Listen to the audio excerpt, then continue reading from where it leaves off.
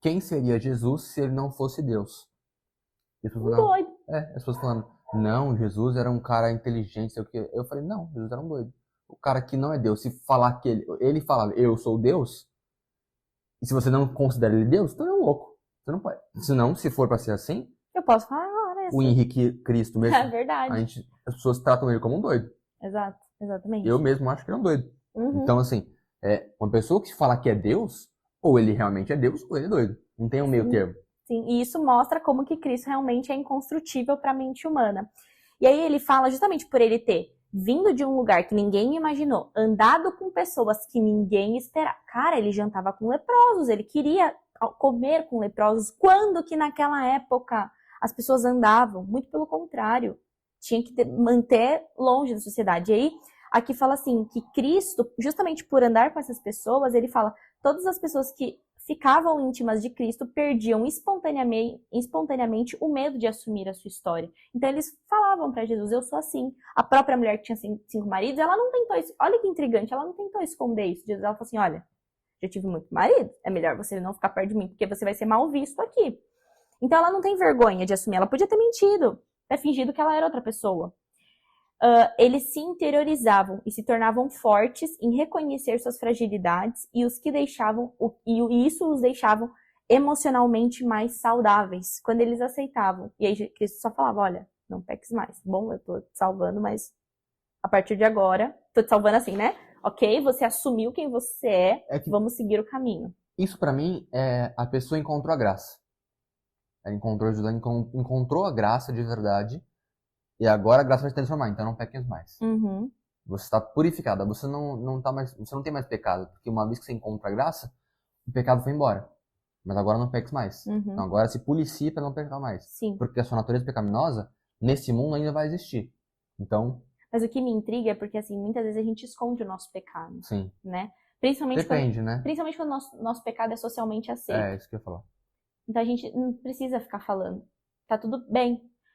Só que essas pessoas eram pecados socialmente não aceitos, né? Eram coisas que a própria sociedade não aceitava, mas elas não tinham vergonha de falar isso para Cristo.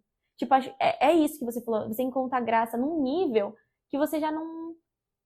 Você não se sente constrangido. Porque olha como a gente é idiota, assim. Agora eu tô refletindo sozinho. A gente tem vergonha de falar dos nossos pecados para um outro pecador. Uhum. Só que para Cristo, a graça dele é tão grande e ele veio tanto para trabalhar o preconceito que as pessoas, né, não tem vergonha de falar. Olha como a gente é bobo. A gente tem vergonha de falar para uma pessoa que erra tanto quanto, mas para Cristo não. Eu acho que realmente isso é encontrar a graça num nível. Por exemplo, às vezes o cara é um líder religioso, um líder político, enfim. E ele é uma pessoa arrogante. Se você gosta dele, ele tem a personalidade forte. Se você não gosta, tá com cara arrogante, cheio de pecado e é pastor da igreja, não sei o quê. Uhum. Então, é assim que as pessoas tratam, né? Agora, se alguém de fora que tá sendo arrogante, e às vezes é igual aquele cara. Não é um dos seus, Não é um dos seus? Nossa, cara arrogante, esse cara não é de Jesus. E por aí vai. Uhum. Então, é desse jeito que as pessoas trabalham, né? Tem a questão é do meu time, eu vou passar pano pra ele, ou não é do meu time, e se o pecado dele for somente aceito, ou eu peco também igual a ele, nesse mesmo pecado, então vamos fingir tudo certo aqui. E Cristo veio justamente para trabalhar isso, né? Porque Exato. Tanto é que ele não passava a mão. Na verdade, os discípulos eram os que mais apanhavam nele. Eles falavam para os discípulos, homens de pouca fé, vocês têm muito para aprender. Jesus criticava, inclusive, ele estava com a prostituta, com o leproso, com o traficante da época, enfim, com o vagabundo da época, mas ele criticava o fariseu também. Certamente, o falso moralista. Que era o doutor de direito, o advogado, o político, era o certão. Exatamente. Tanto é que no dia do apedrejamento, né, da moça que traiu lá o marido, ele justamente os fariseus, né? Tipo assim, eles queriam justamente colocar Jesus numa saia justa, do tipo, e aí? Você vai seguir ou não a lei? Porque você quer lei. Teoricamente, você tá pregando ordem, não tá? Então, e aí? Isso teoricamente. Aí ele fala assim, então tá bom. Então, primeiro atira o que não tem pecado. Ele escreve alguma coisa na areia e não sabe o que foi escrito. Exatamente.